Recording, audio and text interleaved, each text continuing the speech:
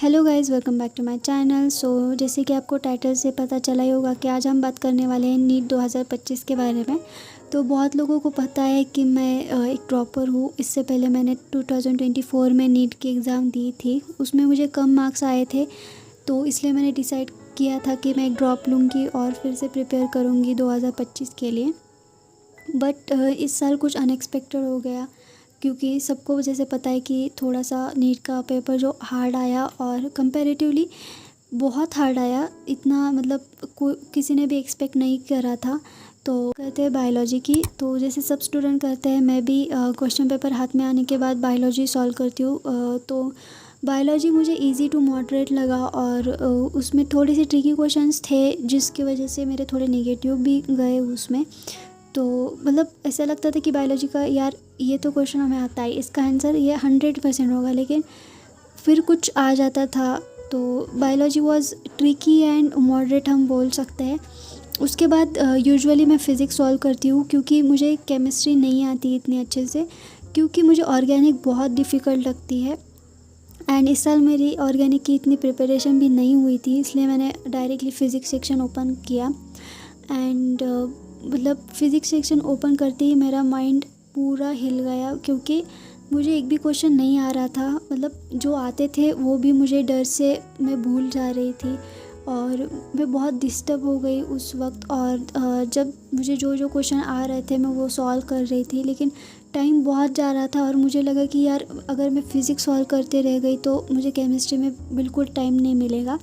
Then I moved on chemistry, और मैंने chemistry का पेपर देखा तो मोस्टली ऑर्गेनिक के क्वेश्चन मुझे दिख रहे थे, रिएक्शंस दिख रही थी जो मुझे नहीं आती थी।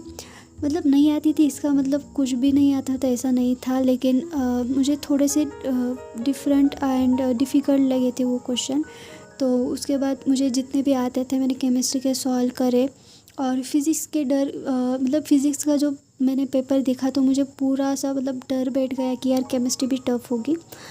पर जैसे वैसे मैंने केमिस्ट्री सॉल्व की, और उसके बाद मैं देख रही हूँ तो टाइम बहुत कम था, मुझे बबलिंग करनी थी।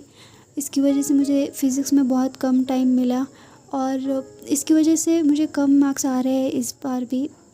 मतलब जितने मैंने एक्सपेक्ट किए थे, जितनी मेरी पढ़ाई हुई थी, उससे भी बहुत कम मार्क्स आ रहे हैं।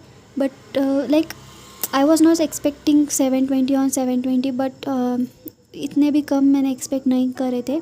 अब मुझे नहीं पता कि मैं आगे क्या करने वाली हूँ, मैं ड्रॉप लूँगी या नहीं लूँगी। But honestly I am not in favour to take another drop, because अगर फिर अगले साल भी यही हुआ तो मैं क्या करूँगी मुझे नहीं पता।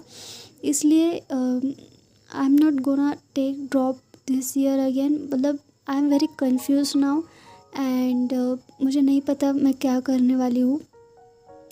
इसीलिए मैं अपने मेंटोर से भी मेंटोरशिप ले रही हूँ, और मतलब थिंक कर रही हूँ। मैंने सेकेंड ऑप्शन CUET का फॉर्म भी फिल किया था। तो मतलब अभी मेरा ऐसा चल रहा है कि अगर मुझे CUET में अच्छे मार्क्स आए और मुझे CUET का मिल रहा है अच्छा कॉलेज और अच्छी university, then I will go with the CUET, because ENT का कुछ भरोसा नहीं है, कुछ भी कर सकता है, and I don't want to waste my year again. So let's hope for the best. और मैंने टोटली मार्क्स भी अभी तक चेक नहीं किए, टू बी ऑनेस्ट। मतलब बहुत लोगों को लग रहा होगा कि यार ये फेक बोल रही है, इसने चेक करे होंगे, लेकिन मैंने सच में चेक नहीं किया है मार्क्स, क्योंकि मेरी हिम्मत ही नहीं हो रही है चेक करने की। मतलब मुझे ऐसा लग रहा है कि अगर मैं अभी चेक कर लूँगी तो जितने दिन भी मुझे रेस्ट करने का मिल रहा है उतने दिन भी मैं अच्छे से रेस्ट नहीं कर पाऊँगी, मैं डिप्रेशन में चली जाऊँगी। इसलिए मैंने अभी तक मेरा पेपर चेक भी नहीं किया है। बट जो होता है अच्छे के लिए होता है, और जो होगा वो भी अच्छे के लिए होगा।